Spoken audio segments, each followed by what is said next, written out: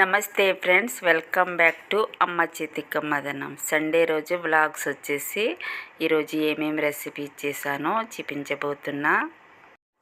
ఉదయం బ్రేక్ఫాస్ట్ కోసం పెసరట్లు చేస్తున్నాను. నైట్ పడుకునే ముందు పెసర్లని నానబెట్టి పెట్టాను.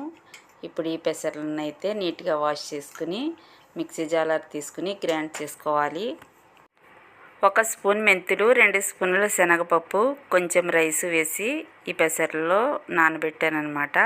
ఇవన్నీ ఇలా గ్రైండ్ చేసుకుని ఒక బౌల్లో వేసుకోవాలి. టేస్ట్కి తగినంత సాల్ట్, కొంచెం వాటర్ వేసుకుని మిక్స్ చేసుకుని ఈ పిండిని పక్కన పెట్టుకోవాలి. ఇప్పుడైతే టీ పెడుతున్న 2 కప్పులు పాలు వేసుకోవాలి. అలాగే 2 స్పూన్లు టీ పొడి వేసుకోవాలి. కొంచెం బెల్లం వేసుకోవాలి. చిన్న ముక్క దంచిన అల్లం వేసుకోవాలి. ఇప్పుడైతే పెసరట్లు వేసుకుందాం. పెసరట్లు వేసుకున్నప్పుడు మనం గట్టితో వేస్తాం కదా, అలా కాకుండా ఇలా కప్పుతో వేసుకుంటే పెసరట్లు కానీ దోశలు కానీ ఇలా వేసుకుంటే చాలా పలసగా నీట్గా వస్తాయి. ఇలా ట్రై చేసి చూడండి దోశలు వేసినప్పుడు. ఇలా పెసరట్టు వేసుకున్న తర్వాత కొంచెం ఆయిల్ని వేసుకోవాలి. పక్కన టీ కూడా రెడీ అవుతుంది. పెసరట్టు అయితే రెడీ అయింది. ఇది వేరే ప్లేట్లో తీసుకుని మరో పెసరట్టు కూడా వేసుకోవాలి. చూడండి ఎంత పలసగా వచ్చాయో పెసరట్లు అయితే చాలా పలసగా వస్తాయి ఇలా కప్పుతో వేసుకుంటే.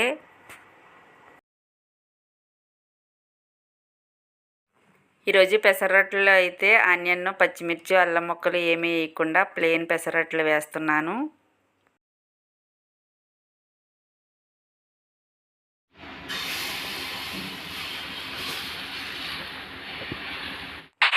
సండే రోజు అయితే మా ఇంట్లో స్పెషల్ టిఫిన్స్ ఉంటాయన్నమాట. ఈరోజు పెసరట్లు వేశాను. ఒక్కొక్క రోజు అయితే పూరి, గారెలు అవి చేస్తూ ఉంటాను. ఓకే చూడండి, ఈరోజు మా బ్రేక్ఫాస్ట్ అయితే రెడీ అయిపోయింది. పెసరట్లు, అలాగే పెసరట్లోకి కాంబినేషన్ అల్లం చట్నీ, వేడి వేడి కుండ టీ అయితే రెడీ.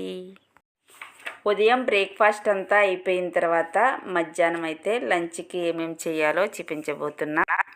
బీరకాయ రొయ్యి పొట్టు కర్రీ చేయబోతున్నా. చూడండి బీరకాయలు ఎంతెంత పొడవు ఉన్నాయో. ఒక్కొక్క బీరకాయ అరకిలో అన్నమాట.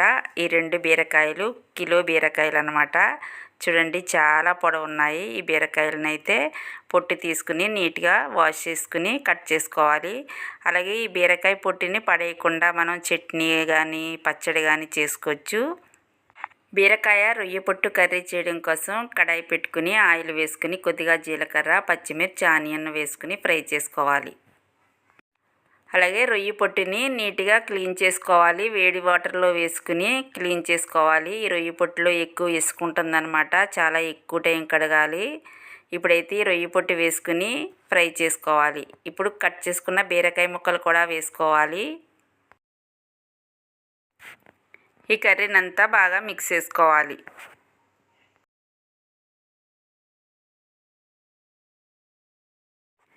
ఇప్పుడైతే 1 స్పూన్ పసుపు వేసుకోవాలి. టేస్ట్కి తగినంత సాల్ట్ వేసుకోవాలి. 2 స్పూన్లు కారం వేసుకోవాలి. ఈ కర్రీని అంతా బాగా మిక్స్ చేసుకోవాలి. ఈ బీరకాయ కర్రీలో వాటర్ వేయక్కర్లేదు. బీరకాయ కర్రీ చేసుకున్నప్పుడు వాటర్ ఏమీ లేకుండానే కుక్ చేసుకోవాలి. బీరకాయలోంచి వాటర్ ఎక్కువ వస్తుందన్నమాట. చూడండి ఎంత వాటర్ వచ్చిందో. ఇప్పుడైతే మూత పెట్టుకుని కుక్ చేసుకోవాలి. ఇప్పుడైతే బ్రౌన్ రైస్ చేయబోతున్నా. 1 కప్పు బ్రౌన్ రైస్ వేసుకుని నీట్గా వాష్ చేసుకోవాలి. అలాగే 1 కప్పు బ్రౌన్ రైస్కి 3 కప్పులు వాటర్ వేసుకుని స్టవ్ ఆన్ చేసుకుని కుక్ చేసుకోవాలి.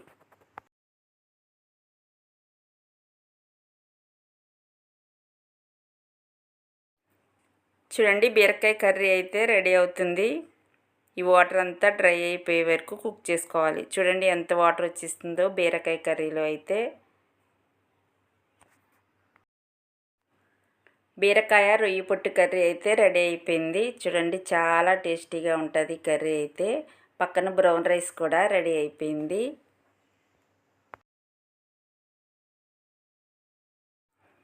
బీరకాయ రొయ్య పొట్టు కర్రీ ఎప్పుడు ట్రై చేయకపోతే ఇలా ట్రై చేసి చూడండి, సూపర్ టేస్ట్ ఉంటుంది. మధ్యాహ్నం లంచ్ అయితే రెడీ అయిపోయింది. బీరకాయ కర్రీ అలాగే బ్రౌన్ రైస్. సండే రోజు బ్రేక్ఫాస్ట్ పెసరట్లు, అలాగే అల్లం చట్నీ, వేడి వేడిగా కుండ టీ రెడీ. అలాగే బీరకాయ రొయ్యి పొట్టు కర్రీ, బ్రౌన్ రైస్. అలాగే మా రెసిపీస్ మీకు నచ్చినట్లయితే అమ్మ చేతి కమ్మదనం ఛానల్కి సబ్స్క్రైబ్ చేసుకోండి.